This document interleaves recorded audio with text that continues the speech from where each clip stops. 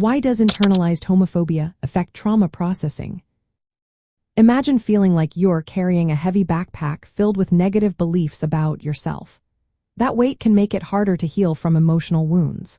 When someone in the LGBTQ plus community experiences trauma, such as discrimination or violence, internalized homophobia can make the healing process more complicated.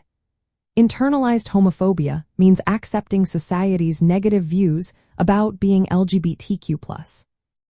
This often leads to feelings of shame, guilt, and low self-esteem. These feelings can interfere with how trauma is processed and recovered from.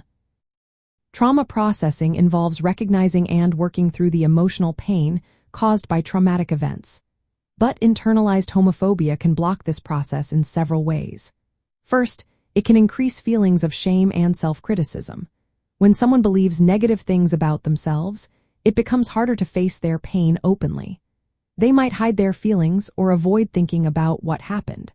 This avoidance prevents healing and can make emotional pain last longer.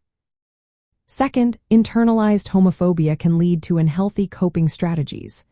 Instead of confronting trauma, individuals might deny their feelings or isolate themselves socially. These actions might seem easier in the moment but stop healthy healing from happening. Without support, trauma can fester and cause more distress over time.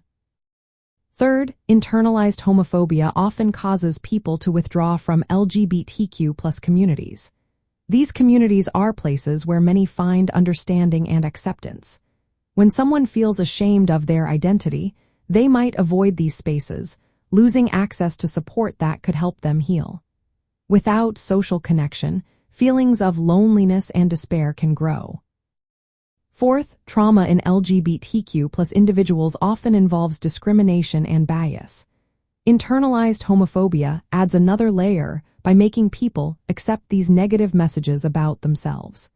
This acceptance worsens mental health issues like anxiety, depression, and post-traumatic stress disorder.